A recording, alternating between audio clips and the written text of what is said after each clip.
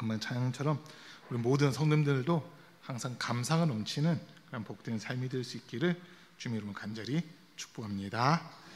이제 우리가 소아시아 7교회 중에서 오늘 6번째 교회인 빌라델비아 교회에 대한 말씀을 함께 또 나누려고 합니다. 이 빌라델비아 교회에 대해서 이제 잠깐 먼저 그 소개하는 것들을 좀 이렇게 보려고 하는데요. 영어로는 필라델피아 처치 이렇게 돼 있고요. 미국에도 필라델피아라고 하는 주가 이렇게 있는데 튀르키예에 또 필라델피아라고 하는 이 지역이 이렇게 있습니다. 위치적으로 보면은 소아시아 7교회들 중에서는 약간 오른쪽 편에 이렇게 동쪽 편에 위치해 있는 그런 교회인데요. 사대에서부터 약 40km 정도 떨어져 있는 그 위치에 있습니다. 지금 지도상에 이렇게 위치가 되어 있고요. 그리고 이 빌라델비아를 보려면 버가모라고 하는 것에 대해서도 먼저 좀 살펴봐야 돼요. 지난번 우리가 살펴봤는데 이 버가모 왕조 아탈로스 2세가 동부 진출의 전초 기지로 세운 도시가 이 빌라델비아가 되고 있습니다. 그래서 이 빌라델비아 쪽은 산들이 이렇게 있는데 남쪽과 북쪽에 산이 있다 보니까 동서로 이렇게 길이 열려 있는 그런 곳이기도 합니다. 그리고 또 아탈로스 2세 그 왕의 동상도 이렇게 세워져 있는데 빌라델비아로 진출했던 그런 왕이다라고 소개가 되고 있습니다. 우리 성경에서는 지금 빌라델비아라고 되어 있고 영어 성경에서는 필라델피아라고 되어 있는데 그 뜻은 형제라고 하는 그런 의미가 있어요. 그 사랑이라는 뜻의 헬라어 필로스와 또 형제라고 하는 뜻의 아델포스 이 두 단어가 합쳐져 가지고 필라델피아라고 하는 그 말이 이렇게 만들어졌다라고 하는데 형제 사랑이라고 하는 그런 의미를 이렇게 가지고 있습니다. 이 지역은 비옥한 토지와 또 상업에 유리한 그런 입지를 가지고 있고요. 단기간에 소아시아 지역을 대표하는 큰 도시로 성장을 하게 됩니다. 지금 이 필라델피아 지역은 아주 큰 도시가 되어 있어요. 아주 큰 도시가 되어 있고 튀르키예 내에서도 이제 인구가 꽤 많은 그런 도시로 지금 이렇게 형성이 되어 있다는 것을 좀 볼 수 있고요. 이 지역의 유대 공동체 상인 길들을 바탕으로 또 강한 영향력을 발휘하기도 하는 그런 곳이 이 빌라델비아라고 하는 곳입니다. 그리고 빌라델비아 초대교회는 유대 경제 공동체에서 추방을 당했습니다. 이제 유대인들에 의해서 핍박을 받았다는 내용이 아까 우리가 읽은 성경에도 나오는데 이들이 예수님을 믿는다는 것 때문에 유대교 공동체로부터 이렇게 소위 좀 따르 당하면서 이들이 경제적으로 좀 어려움을 겪는 이런 일들도 있었는데요. 추방당한 기독교인들에게는 일도 주지 않고 회당 출입도 금하고 로마인들에게 기독교인들을 고발해서 박해하는 이런 일들이 일어나요. 그러니까 이 모습만 놓고 보면 유대인들이 참 나쁜 사람들이라는 거거든요. 유대인들이 참 나빠요. 자, 근데 그러다 보니까 이 빌라델비아 교회는 세력이 매우 미약한 그런 교회로 남게 됩니다. 크지는 않아요. 교회가 크지도 않고 힘이 있지도 않고 인구에 비해서 교인 수도 좀 작았지만 그럼에도 불구하고 주님께는 칭찬 듣는 그런 교회였던 겁니다. 이 교회에 대해서 열린 문의 복 일단 뭐 말씀도 나누겠지만 열린 문을 너한테 두었으니 닫을 자가 없다라고 하는 이런 말씀을 나오는데 비록 유대인들의 회당은 초대교회 성도들에게 닫혀 있었지만 천국의 문은 오히려 이 초대교회 성도들에게 활짝 열려 있다라고 하는 그런 의미이기도 합니다. 그리고요 또 대지진이 크게 두 번이 있었는데 주후 17년, 주후 23년 이 둘 다 예수님이 이 땅에 육신으로 살아있을 그 기간에 큰 지진들이 나게 됩니다. 그러면서 지진으로 인해서 도시가 크게 파괴가 되고 무너지는데 아무런 유적이 남지 않을 만큼 이 유적이라고 해야 되는 게 있어야 되는데 지진이 너무 크게 나서 그냥 다 무너져 버리고 아무것도 남지 않은 좀 이런 모습들도 나타납니다. 그리고 지진 이후에 도시가 세워지는데 도시 이름이 알라세히르라고 하는 도시예요. 알라세히르라고 하는 도시가 세워지는데 지금 현재는 발굴하는 것 자체가 불가능한 그런 상태입니다. 왜냐하면 그 무너졌던 옛날 그 고대 도시 위에다가 그냥 그대로 바로 도시를 세워버렸기 때문에 이걸 헐고 세운 것도 아니고 그 위에다 도시를 바로 세워가지고 지금은 발굴을 전혀 할 수 없는 그런 곳이에요. 근데 지금 지진 이후에 도시 이름이 알라세히르라고 돼 있잖아요. 알라 세히르. 띄어서 읽어볼게요. 알라 세히르. 뭔가 좀 느낌 오지 않으세요? 알라, 이슬람교를 신이 알라잖아요. 그러니까 지금 튀르키예 자체가 이슬람교를 더 섬겨요. 기독교는 거의 없고, 지금 기독교는 거의 없고 거의 이슬람화되어 있는 나라고, 전 세계를 놓고 봤을 때 기독교 박해 지수를 이렇게 매년 발표를 하는데 튀르키예가 기독교 박해 지수 약 50위에 해당되는 그런 나라로 지금 되어 있습니다. 약 50위 정도. 그러니까 아주 심각한 그 박해는 아니지만 이슬람이 좀 이렇게 정권을 다 차지하고 있고, 타 종교에 대해서는 함부로 이렇게 종교 활동을 하지 못하도록 좀 제재가 많이 가해지는 그런 부분들이 있어요. 그런데 어쨌든 지금 알라 세히르, 알라를 섬기는 도시다, 뭐 이런 의미인데요. 뭐 좀 이따 또 사진 나옵니다. 그리고 이 빌라델비아는 주전 133년에 버가모와 더불어서 로마로 넘어가는 그런 나라였습니다. 그러니까 예수님 태어나기 전 133년 전에 이미 버가모와 함께 로마로 이렇게 넘어갔었고요. 로마 시대 때 부흥이 막 일어나는데 로마 황제들에 의해서 다시 부흥하는데 소아테나라고 불릴 정도로 신전들이 많은 그런 곳이었습니다. 신전도 많고 우상 숭배가 많은 그런 지역이 이 빌라델비아라고 하는 그런 지역입니다. 이제 뭐 이 초대교회 7개 교회를 시대로 이렇게 나눠서 본다면 종교개혁 시대에 해당된다라고 볼 수 있어요. 종교개혁은 1517년 10월 31일 마틴 루터에 의해서 시작이 되고, 그 이후에 장로교 창시자라고 하는 존 칼빈이라든지 찌빙글리라든지 뭐 이런 분들에 의해서 이 종교개혁이 이루어지거든요. 그때 외쳤던 구호는 딱 하나예요. 오직 성경으로 돌아가자라는 그런 외침들이 있었습니다. 자, 빌라델비아 교회 기원에 대해서는 알려진 바는 없어요. 기원에 대해서는 언제부터 시작됐는지는 알려진 바는 없는데 지금 현재는 기둥만 남아 있습니다. 가보면 뭔가를 더 보고 싶어도요, 주변이 이미 도시가 다 돼 있어가지고 더 볼 것도 없고 딱 기둥 3개, 그리고 그 정문에 보면 세인트 존 처치 이렇게 돼 있거든요. 성 요한 기념교회라는 거예요. 요한을 기념하는 그런 교회. 그 편말만 딱 있고 아무것도 없는 지금 그런 모습입니다. 이게 지금 위에서 찍은 모습인데요. 기둥 3개 혹시 보이세요? 가운데 2개랑 아래쪽에 1개. 기둥이 지금 이렇게 3개만 딱 남아 있습니다. 원래 기둥이 6개였거든요. 기둥이 6개였고 이 기둥과 기둥 위로 지붕을 아치형으로 이렇게 올려놨던 그런 형태예요. 그러다 보니까 이 기둥과 기둥 사이가 간격이 좀 넓은 교회 사이가 컸다 이렇게 볼 수 있는데, 얼만큼 되냐면요, 일단 자주 되는 지진 때문에 무너지지 않게 하려고 기둥을 아주 두껍게 세워놨어요. 그러다 보니까 기둥 3개는 무너졌지만 3개는 아직도 그대로 버티고 있거든요. 더 신기한 거는 지금 눈에 보는 이 앞에 요 그림의 기둥이 이게 다가 아니라 사실 밑에 더 파묻혀져 있는데, 이게 위로 뭐 흙동이가 쌓이고 막 이러면서 다 새로운 도시가 개발됐댔잖아요. 그러니까 그 밑에 지금 도시가 개발되기 그 밑에 그 전에 또 기둥들이 더 있는데 지금 발굴을 못해서 더 파내지를 못하는 지금 이런 상황이거든요. 그러다 보니까 실제 이 크기가 얼마나 했는지는 짐작하기가 좀 어려운 그런 상황이다라고 하는 겁니다. 그래서 지금 이렇게 기둥을 아주 두껍게 해놓은 그런 곳이 빌라델비아 교회인데, 빌라델비아 하면 두꺼운 기둥 이렇게만 생각하시면 돼요. 딴 거 없어요. 두꺼운 기둥. 그 다음에 그 지금 앞에 보면 세인트 진 처치 이렇게 돼 있잖아요. 진이라고 지금 돼 있는데 성 요한 기념교회입니다. 요한 기념교회로 기둥이 어마어마하게 이렇게 크게 돼 있습니다. 예, 접니다. 이번엔 제가 나왔습니다. 예, 기둥들 사이에서 이렇게 사진 하나 찍었었고요.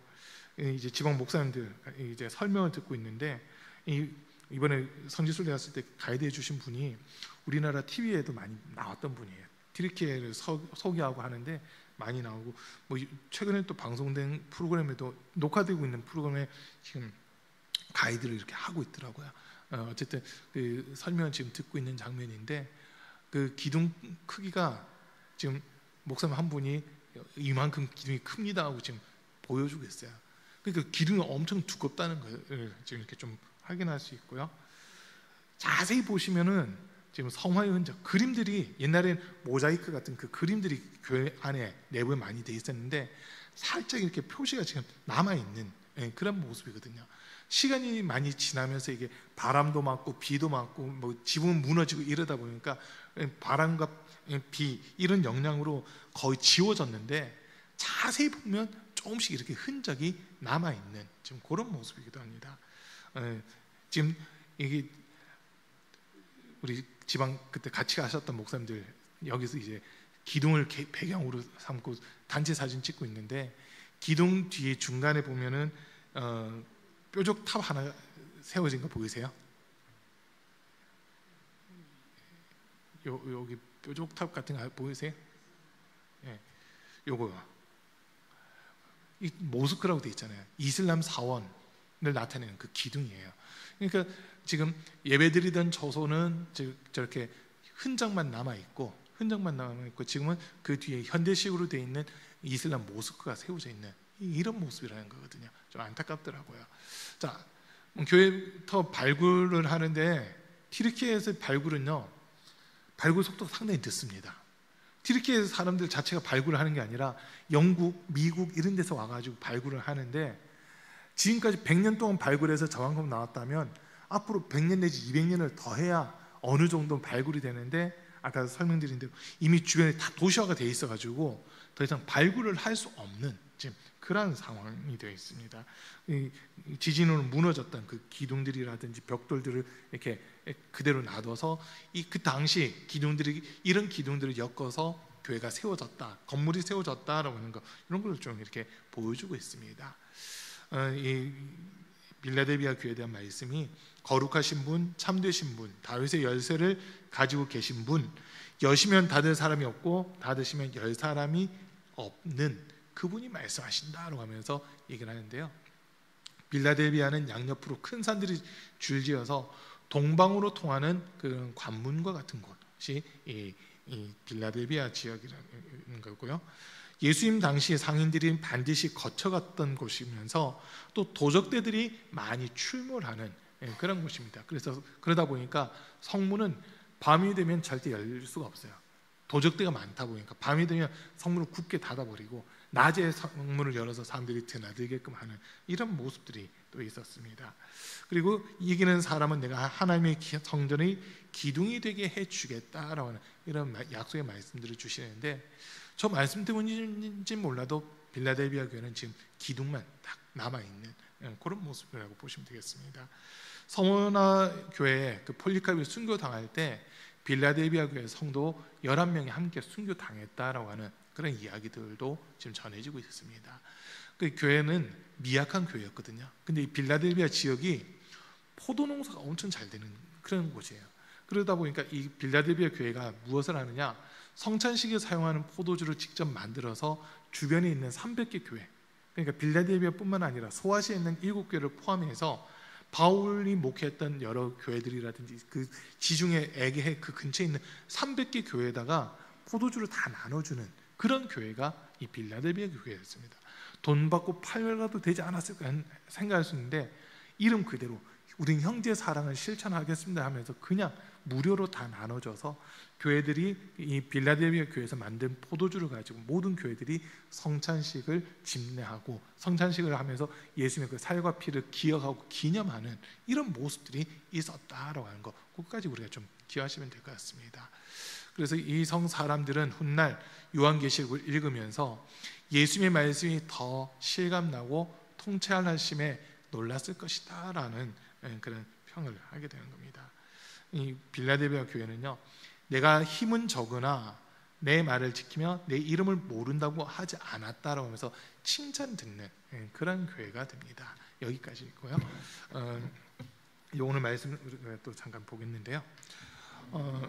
이 빌라델비아 교회, 소아시아 7교회에서 교회 중에서 서머나 교회와 함께 칭찬만 들은 교회가 빌라델비아 교회입니다. 책망만 들은 교회들도 있고 칭찬과 책망을 함께 들은 교회가 있고 칭찬만 듣는 교회가 있고 크게 이렇게 세 부류로 나눠지는데, 책망만 들은 교회는 사대 교회가 있었고요. 그리고 이제 우리가 다음번에 볼 라오디게아 교회, 이 두 교회는 책망만 받아야 칭찬이 없는 교회. 그리고 서머나 교회와 빌라델비아 교회는 칭찬만 듣는 교회, 그리고 나머지 세 개의 교회는 칭찬도 듣고 책망도 듣는 그런 모습으로 이렇게 나타나고 있습니다. 그 빌라델비아 교회는 이제 오늘 읽은 말씀 먼저 보면요, 7절 말씀에서 보면 빌라델비아 교회의 심부름꾼에게 이렇게 써 보내라. 거룩하신 분, 참되신 분, 다윗의 열쇠를 가지고 계신 분, 여시면 닫을 사람이 없고 닫으시면 열 사람이 없는 그분이 말씀하신다라고 지금 이렇게 말씀이 시작되고 있습니다. 예수님을 소개하는데 예수님이 어떤 분이시냐라고 했을 때 다윗의 열쇠를 가지고 계시는 분이다라고 그렇게 지금 소개를 하고 있거든요. 이제 이 말씀이 어떻게 보면 이사야 22장 22절을 인용했다라고도 볼 수 있는 그런 부분입니다. 이사야 22장 22절 한번 좀 띄워주시고요.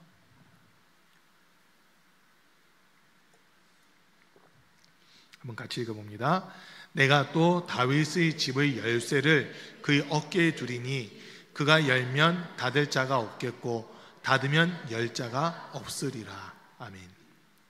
이사야가 히스기야 왕 때 주로 활동을 했었거든요. 히스기야 왕 때 활동했는데 소명을 받은 거는 이제 우시야 왕 때 소명을 받고 우시야의 손자 때인 히스기야 때 가장 왕성하게 활동을 했다라고 보시면 돼요. 그런데 그 이사야서에 기록되어 있을 만큼 다윗의 열쇠를 주겠다. 그리고 이 열쇠를 가진 자가 한 번 열면 닫을 자가 없다라고 하는 이 말씀을 하시는데, 열린 문이라고 하는 게 뭐냐면 구원을 위해서 문이 열려져 있다라고 하는 거거든요. 예수님이 이 땅에 다시 오실 때까지는 구원받을 수 있는 기회가 주어져 있는 거고 구원의 문이 열려져 있기 때문에 이 구원의 문을 닫을 사람이 없다는 거예요. 예수님 오실 때까지. 그래서 그 다윗의 열쇠를 가지신 분, 이게 의미하는 바는 다윗이 이스라엘 왕들 중에서 최고의 왕으로 인정받고 있잖아요. 최고의 왕으로 인정받아요. 우리나라 역사를 이렇게 보면 그 시대 최고의 왕한테 붙이는 호칭이 하나 있더라고요. 그게 대왕이라는 호칭이거든요. 여러분, 조선시대 때 대왕이라는 호칭 누가 받았는지 혹시 아세요? 세종대왕만 대왕이라고 하잖아요. 나머지는 뭐 영조, 정조 막 이런 식으로 이야기를 하는데 조, 종, 군 이렇게 세 개로 나눠서 이야기를 하잖아요.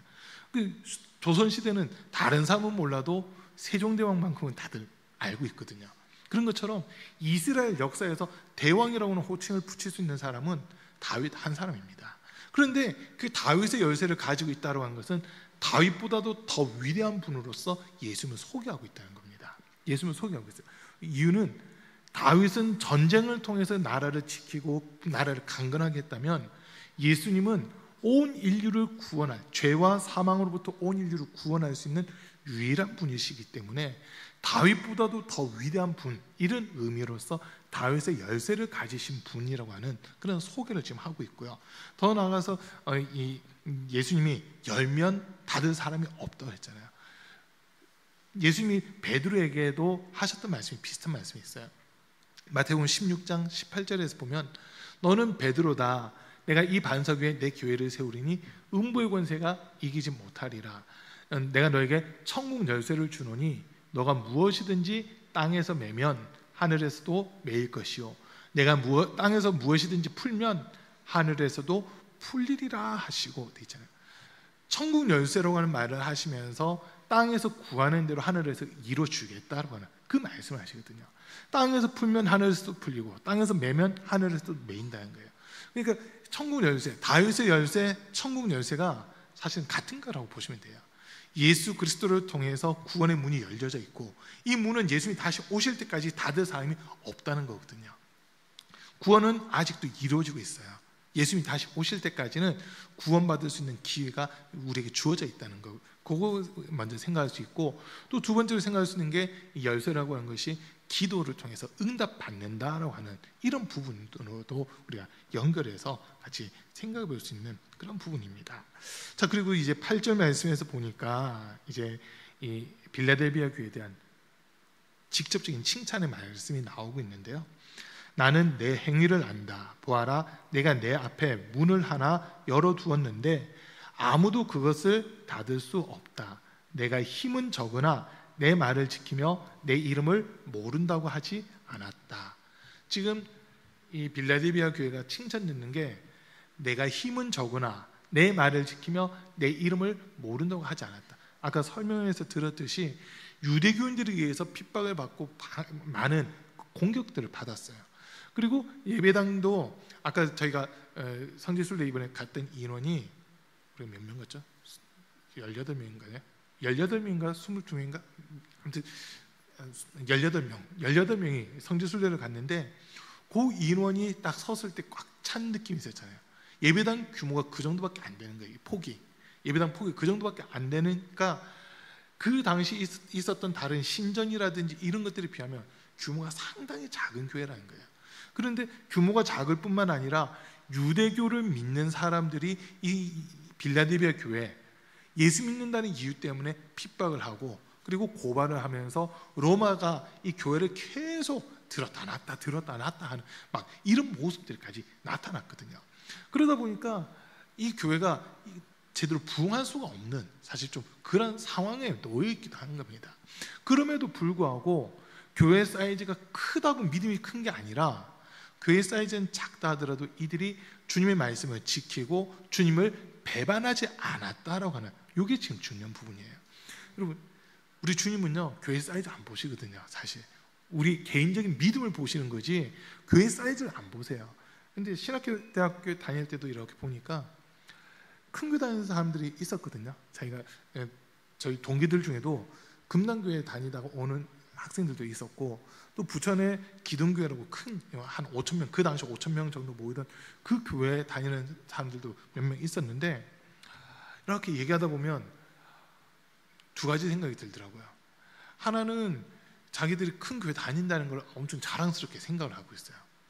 큰 교회 다닌다는 걸 엄청 자랑스럽게 생각해요.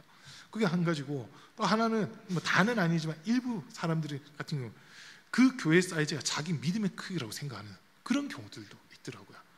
교회 사이즈가 큰 것에 대해서 자부심 가질 수는 있겠죠. 그런데 그게 자기가 그렇게 한 것처럼 이야기를 하는 거예요. 자기가 한 건 절대 아닌데 그 모습을 이렇게 보면서 우리 주님 앞에 정말 인정받을 수 있는 사람은 어떤 사람일까 그런 것들을 좀 생각하게 됐었거든요. 우리 주님은요 우리가 큰 교회 다닌다고 인정해주고 작은 교회 다닌다고 무시하시는 게 아니라 그 속에서 정말 구원의 기쁨과 감격이 있고 예수님을 인격적으로 만나서 믿음의 고백을 할 수 있다면 그 사람은 더 크게 보시는 겁니다. 교회가 큰 교회 다닌다고 그 사람을 크게 보는 것이 아니라 그 사람 믿음 자체를 좀 중요하게 여기신다라고 한 거거든요. 지금 이 빌라델비아 교회는 세상에서 볼 때는 별로 힘 없는 교회, 작은 교회. 그런데 이들을 핍박을 해보고 순교도 당하게 하고 막 했음에도 불구하고 이들의 믿음이 흔들리지 않는 거예요. 분명 아까 우리가 설명받잖아요. 폴리카르 순교할 때 11명이 함께 순교 당했었다고요. 빌라델비아 교인 중 11명이 순교를 당한 거예요. 그러면 교회가 엄청 흔들릴 만한 상황이고 교회가 이게 무서워서 더 이상 신앙생활을 못하겠다 뒤돌아설 수도 있는 그런 상황이었음에도 불구하고 믿음 흔들리는 상황 없이 그냥 끝까지 믿음을 지켜나갔던 그런 교회가 이 빌라델비아 교회라는 거거든요. 그러니까 주님은 그 모습을 높이 평가를 하신 거예요. 이들의 행위를 안다고 이야기하면서 너희 앞에 내가 열린 문을 두었다. 닫을 사람이 없는 열린 문을 두었다고 하는 이 말씀은 너희를 통해서 구원받는 사람이 계속 더하게 하겠다. 이 말로도 연결이 되고 있는 그런 부분입니다. 그러면서 이제 이 빌라델비아 교회를 핍박했던 사람들이 누군지 소개해 주시는데 9절에 보면요. 보아라, 내가 사탄의 무리에 속한 자들을 내 손에 맡기겠다. 그들은 스스로 유대 사람이라고 하지만 사실은 그렇지 않고 거짓말을 하는 자들이다. 보아라, 내가 그들이 와서 내 앞에 꿇어 엎드리게 하고 내가 너를 사랑하였다는 것을 알게 하겠다.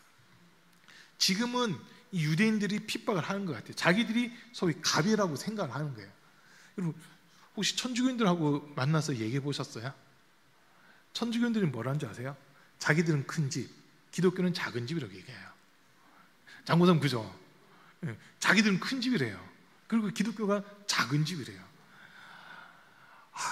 큰 집이면 큰 집답게 해야지.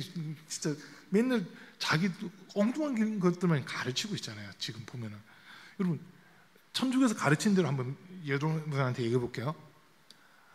여러분들 한번 대답을 해보셔야 돼요.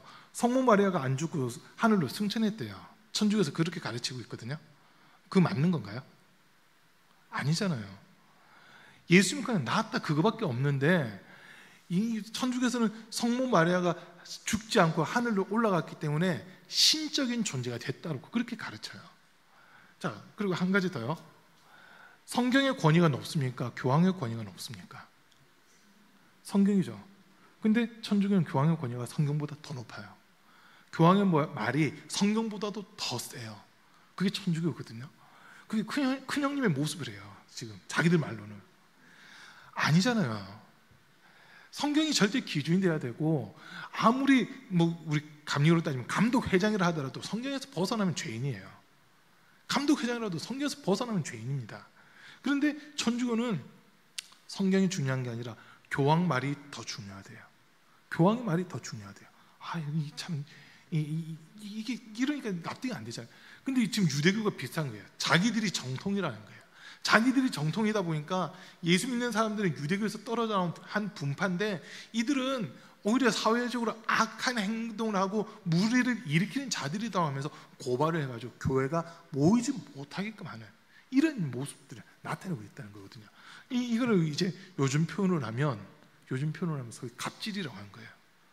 유대교가 교회를 향해서 막 갑질을 해야 되는 지금 이런 상황이거든요. 그런데 주님이 뭐라 하시냐면, 그들은 자칭 유대인이라고는 하지만 유대인이 아니라 사탄의 앞잡이들, 사탄을 뒤쫓는 자들이다라고 하면서 지금 예수님 말씀하시잖아요.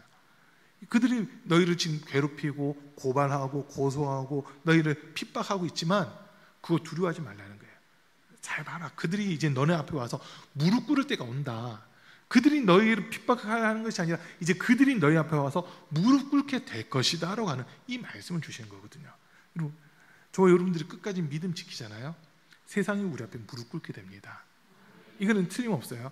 저와 여러분들이 주님 앞에 서는 날, 우리 주님께서 내가 너희 믿음을 보았다, 내가 너를 안다, 내가 너를 기억한다, 요 한마디만 해주시면요, 요한계시록 이제 5장 이후에 있는 말씀들처럼 우리가 어떤 권세를 가지냐면 주님과 함께 왕노릇하는 그 권세를 얻게 되는 겁니다. 요한계시록 5장 9절 10절 한번 띄워주실래요? 요한계시록 5장 9절 10절 같이 읽어봅니다. 그들이 새 노래를 불러 이르되 두루마리를 가지시고 그 인봉을 떼기에 합당하시도다. 일찍이 죽임을 당하사 각 족속과 방언과 백성과 나라 가운데에서 사람들을 피로 사서 하나님께 드리시고 그들로 우리 하나님 앞에서 나라와 제사장들을 삼으셨으니 그들이 땅에서 왕노릇 하리로다 하더라. 보세요. 예수 피로 값주고 산 자들이 그들이 나중에 왕노릇 한다고 되어 있잖아요. 왕이 되면 세상은 이 왕 앞에 무릎을 꿇을 수밖에 없는 거거든요. 이 일이 빌라델비아 교회에 있게 해주겠다라고 하는 지금 그 말씀하시는 거예요. 이유는 빌라델비아 교회가 믿음을 저버리지 않았고 주님의 말씀을 버리지 않고 그 말씀을 끝까지 지켰다는 것 때문에, 교회가 주님의 말 인정하고 주님의 말씀을 지켰기 때문에 주님께서도 이들을 지켜주시겠다라고 하는 이 약속을 주시는 겁니다. 호세아에 있는 말씀을 보면요, 호세아 4장에서 보면은 이스라엘 백성들이 망하게 된 이유를 알려주거든요. 너희가 양식이 없어서 굶주리는 것도 아니고 물이 없어서 가란 것이 아니라 하나님을 아는 지식을 버렸다. 하나님의 말씀을 버렸다. 그래서 나도 너희를 버려서 더 이상 내 제사장이 되지 못하게 하겠다. 이런 말씀이 나와요. 그리고 6장 가서 회복에 대한 말씀이 나오는데 호세아 6장에서 뭐라고 하냐면 우리가 여호와를 알자, 힘써 여호와를 알자, 그의 나타나심은 정오의 해와 같이 분명하다. 이런 말씀을 이렇게 하고 있잖아요. 네, 한번 읽어볼게요.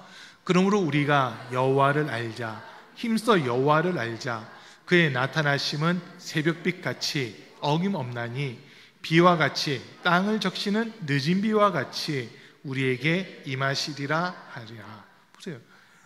이스라엘 백성들이 망한 이유가 뭐냐면 하나님을 아는 지식을 버렸기 때문에 망한 거거든요.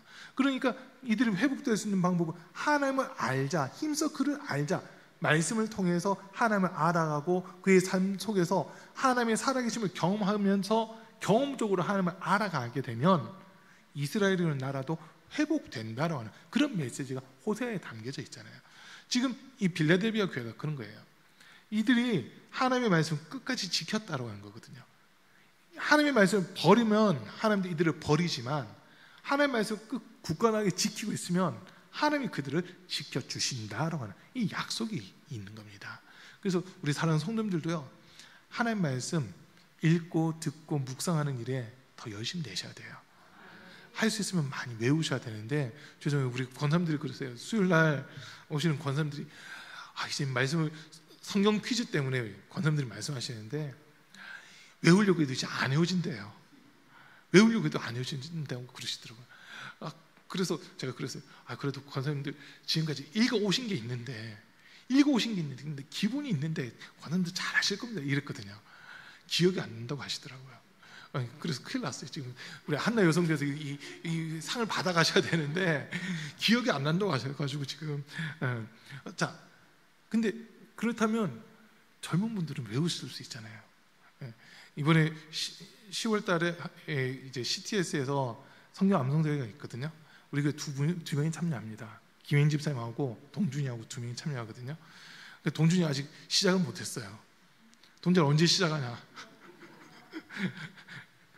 지금까지 두 명이 나가서 상도 받아보고 했는데 이번에도 또 기대가 되긴 해요. 두 명이 잘 외우거든요. 그래서 외울 수 있을 때 이걸 외워야 되더라고요. 외울 수 있을 때. 여러분, 저 얼마 전 충격적인 얘기 들었어요. 신천지가 성경 3,000구절씩 외운답니다. 저도 3,000구절 못 외우거든요. 근데 신천지 사람들은 3,000구절을 외워야 그 신학원 그걸 수료를 시켜준대요.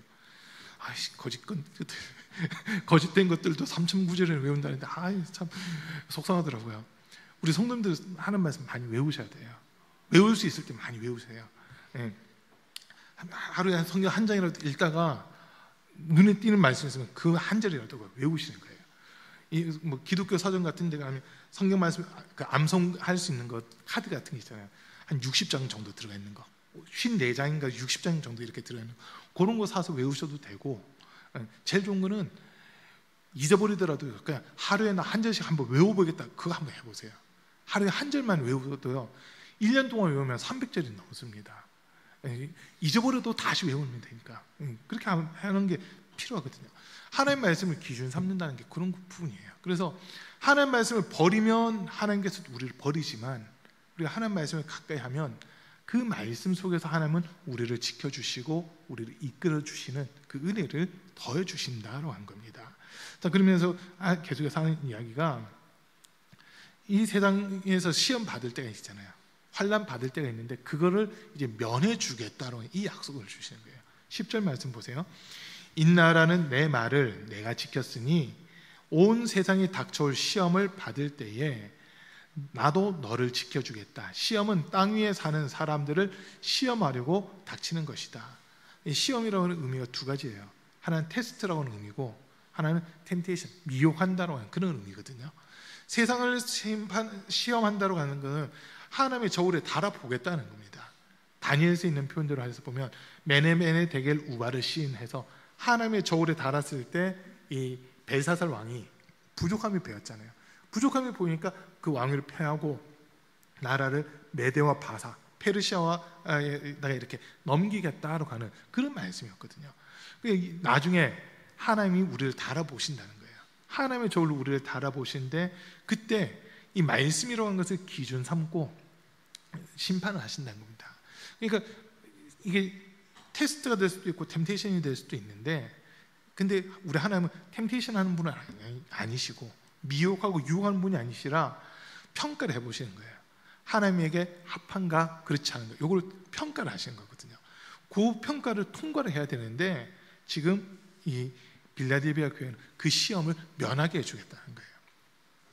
제가 부산 서지방에서 지금 장로고시, 장로 과정고시 위원이거든요. 장로님들이 각 교회에서 이분이 이제 우리 교회 장로가 되기 원합니다 해서 청구가 되면 지방으로 이렇게 추천이 되잖아요. 그러면 지방에 하기 전에 막 시험을 본다고요. 시험을 보는데 그때 이제 이렇게 봐요. 제가 지금 이제 4년째 그 과정고시를 하는 위원을 하고 있는데 지금 이 4년 기간 동안만 제가 얘기를 하면 한 분이 등급 4경이 있잖아요. 6년급을 다 맞춰가지고 이분은 시험이 면제가 됐어요. 이미 시험을 통과를 했기 때문에 교단에서 정한 그 과정, 6년 과정을 다 이수를 하고 나면 과정고시 시험을 안 봐도 되게끔 돼 있거든요. 딱 한 분이 그걸 다 통과를 해가지고 과정고시 시험을 안 보고 이분 그냥 목사님들 앞에 면접만 보고 장로 안수 받으신 분 계시더라고요. 이걸 지금 생각한 거예요. 그 전에 미리 시험을 통과했기 때문에 다가올 시험은 안 봐도 되는 거예요. 안 봐도 되는 거예요. 그렇게 시험을 안 봐도 되는 부류, 우리 감리교단은 딱 두 부류 있어요. 하나는 그렇게 등급 4경회를 6년급 다 마친 분. 지금 등급 4경회가 거의 없어져 버렸는데 요거 있을 때 이거 이수하신 분들은 만약 장로 된다 하면은 장로고시 안 보셔도 돼요. 그리고 다 하셨어요? 권사님도? 그리고 한 부류가 어떤 분들이냐면 신학대학은 나왔는데 목회를 안 하시고 그냥 평신도로 또 장로 추천받은 분들이죠. 이분들은 이미 신학 공부를 다 했기 때문에 이분들은 또 과정고시가 면제가 돼요. 그냥 면접만 보면 되는 거거든요. 그러니까 일종의 시험과 같은 것들을 이미 통과를 했기 때문에 그 시험을 면해 주는 거잖아요. 좀 그거예요. 빌라델비아 교회는 이미 유대인들로부터 많은 시험을 받았고 그때 믿음을 저버리거나 뒤돌아선 게 아니라 끝까지 믿음을 지키면서 그 시험들을 이미 통과를 했기 때문에 앞으로 다가올 이 시험은 너희가 그냥 면해 주겠다라고 하는 그 이야기거든요. 지금 이 부분 이해되신 거죠? 예. 이미 시험을 통과를 한 거예요. 그렇기 때문에 또 시험 볼 이유가 없다는 거죠. 또 시험 볼 이유가 없는 거예요. 그런 거죠. 그래서 지금 이 빌라델비아 교회는 주님께 그렇게 칭찬 듣고 있어요. 환란이 있어요. 핍박이 있어요. 고난이 있어요. 그렇다고 이들이 낙심하거나 포기하거나 좌절하는 것이 아니라 그럼에도 불구하고 하나님의 말씀을 지켜나가고 믿음에서 뒤돌아서지 않는 이 굳건한 모습을 보였기 때문에 주님께서 칭찬해 주신 겁니다. 너희야말로 진짜다. 너희는 앞으로 다가올 시험은 다 면제. 너희는 다 면제. 그냥 너희 대적들이 이제 너희 앞에 무릎 꿇는 일만 남아있으니까 그때만 기다려 하고 지금 말씀을 하시는 거거든요. 끝까지 참고 견딘 자가 그래서 구원을 받는 겁니다. 여러분 신앙생활 한다고 하는 것은 세상으로부터 욕을 듣는 자리예요. 사실은 지금 우리나라는 법적으로는 헌법으로서도 종교의 자유가 보장되어 있잖아요. 개인의 신앙이라든지 종교에 대한 자유가 보장이 되어 있어요. 그런데 핍박이 있어요. 어디에서 핍박이 있느냐? 가정에서 핍박이 있습니다. 그러다 보니까 계속해서 나온 이야기가 한 집안에 두 종교가 있으면 안 된다라는 이야기들을 하는 거예요. 서로 다른 종교다 보니까 핍박을 받는 거죠. 제일 큰 거 가정에서 제사 안 지낸다는 것 때문에 핍박을 받는 거거든요. 근데 그거를 끝까지 참고 견뎌나가다 보면 어느 순간 이게 상황이 역전되는 그런 모습들도 우리가 종종 보게 되는 겁니다. 자, 그리고 12절 말씀 가서 볼게요. 이기는 사람은 내가 내 하나님의 성전의 기둥이 되게 하겠다. 이기는 사람이 누리는 복은요, 성전의 기둥이 된다는 거예요. 여러분, 기둥이 무너지면 성전 무너지는 거거든요. 그러나 기둥이 무너지지 않는 이상은 성전도 계속 지탱이 된다고 하는 그 이야기잖아요. 그러니까 이기는 사람, 환난도 참고 인내하면서 주님의 약속의 말씀들을 믿고 기다리고 인내해 나가는 그 사람들은 말 그대로 흔들리지 않는 믿음, 히브리서 11장에 있는 표현대로 하면 세상이 감당하지 못하는 믿음을 주겠다라고 하는 그 의미가 되기도 합니다. 우리 히브리서 11장 잠깐 찾아볼게요. 히브리서 11장에서요 37절 38절 두 절 말씀 좀 보겠습니다. 36절부터 볼게요. 36절부터 죄송해요. 36절부터 38절까지 앞에 말씀 떴는데요. 같이 읽어봅니다. 또 어떤 이들은 조롱과 채찍질 뿐 아니라 결박과 옥에 갇히는 시련도 받았으며 돌로 치는 것과 톱으로 켜는 것과 시험과 칼로 죽임을 당하고 양과 염소의 가죽을 입고 유리하여 궁핍과 환난과 학대를 받았으니 이런 사람은 세상이 감당하지 못하느니라. 그들이 광야와 산과 동굴과 토굴에 유리하였느니라. 아멘. 보세요. 지금 핍박을 받아도 고난을 당해도 이제 뭐 온갖 고통을 당해도 믿음을 저버리지 않다 보니까 이 사람들에 대한 평가는 세상이 이들을 감당할 수 없다라고 하는 이 말씀을 주잖아요. 빌라델비아가 지금 그런 교회라는 거예요. 비록 작은 교회였지만 이 교회는 세상이 감당할 수 없는 교회. 주님이 이미 윤도장 찍고 주목하고 계셔서 앞으로 시험거리가 다가올 때 그 시험은 다 면제를 시켜주겠다고 지금 약속을 받은 그런 교회거든요. 그러니까 이 교회 성도들에게 지금 당부하는 것은 환난이 있다 하더라도 이제 내가 앞으로 환난은 내가 면해주겠지만 지금까지 환난은 너희가 견뎠기에 교회의 기둥과 같은 일꾼들로 내가 너희를 세워주겠다라고 하는 그 약속의 말씀을 하고 있는 겁니다.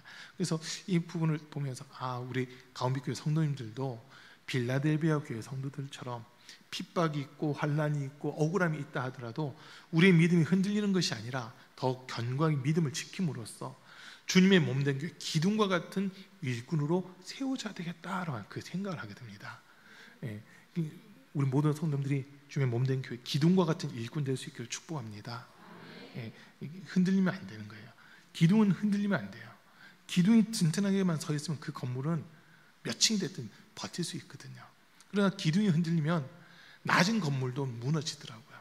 낮은 건물 무너뜨리는 걸 TV에서 이렇게 한번 보니까 처음엔 그 벽 있잖아요. 양옆 벽들을 좀 이렇게 어느 정도 헐어놔요. 그러면 거기 기둥들만 남아 있거든요. 근데 그 건물들을 폭파시킬 때 어떻게 하면 기둥에다가 다이아나마이트를 몇 개씩 이렇게 설치를 하더라고요. 전체 다 설치하는 게 아니라 밑에 층 2개 층인가 3개 층에다가만 그 설치를 하면 해서 하나 둘 셋 하고 폭발 딱 시키잖아요. 기둥이 딱 터지니까 위에서 주저앉으면서 건물이 그냥 전체가 다 무너지는 그런 모습들을 좀 봤어요. 그런 걸 보면서 기둥만 안 흔들리면, 기둥만 무너지지 않으면 그 건물은 몇십 년이고 몇백 년이고 지탱을 할 수 있다는 거예요. 벽은 털어버리면 돼요. 털고 다시 세워도 돼요. 상관없어요. 그러나 기둥이 무너지는 건 건물 전체가 무너지는 거거든요. 그래서 교회 기둥과 같은 일꾼이 된다는 것은 절대 흔들리지 않는 반석과 같은 믿음을 소유해야 된다라고 하는 그 의미다라고 하는 겁니다. 그래서 우리 성도님들이 주님 앞에 서는 날 착하고 충성된 종아 잘하였도다라고 칭찬 들을 수 있는 그런 은혜가 있기를 간절히 축복합니다.